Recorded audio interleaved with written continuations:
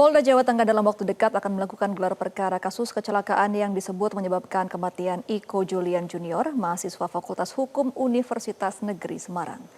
Menurut Kabid Humas Polda Jateng, Kombes Artanto, proses hukum atas kasus ini sudah naik ke tahap penyidikan dan saat ini ditangani intensif oleh Satlantas Polrestabes Semarang. Polda Jawa Tengah telah dalam waktu dekat akan segera melakukan gelar perkara dengan melibatkan pihak eksternal, yaitu dari LPSK untuk hadir dalam kegiatan proses gelar perkara tersebut. Artanto juga menyebut setelah gelar perkara, polisi berencana menggelar rekonstruksi di lokasi kejadian. Semua bukti termasuk rekaman CCTV dan para saksi akan ditampilkan. Gelar perkara diharapkan dapat memberikan masukan kepada kepolisian, termasuk memastikan hak-hak dari keluarga maupun saksi untuk mendapatkan perlindungan sesuai dengan aturan perundang-undangan yang berlaku. Keren ditarik di sini ya.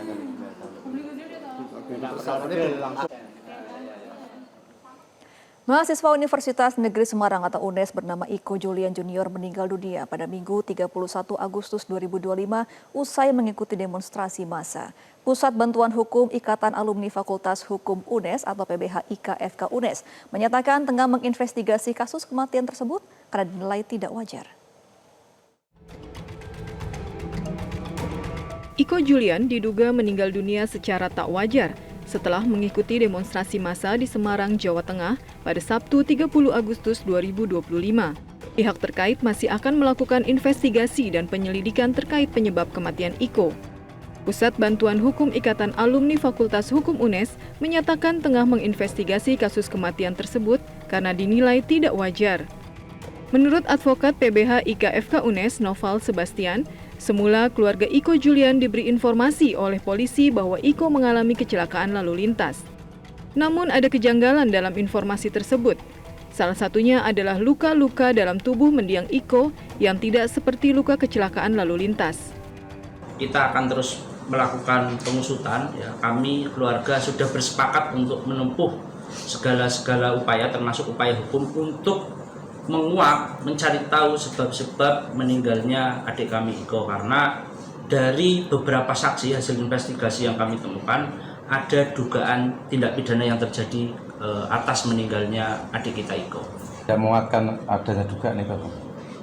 Pertama,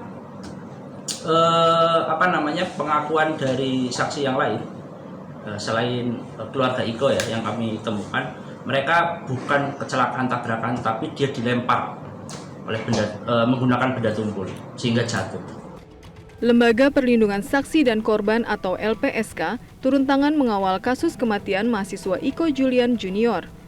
LPSK menyoroti sejumlah kejanggalan, mulai dari hasil visum hingga rekaman CCTV. Hasil visum secara lengkap dari saudara Iko Julian. Dan ketika sudah kita konfirmasi apakah bisa disampaikan 3 hasil visum lainnya, jadi hasil visumnya dari saudara Ilham belum bisa disampaikan karena masih dalam tahap perbaikan gitu ya.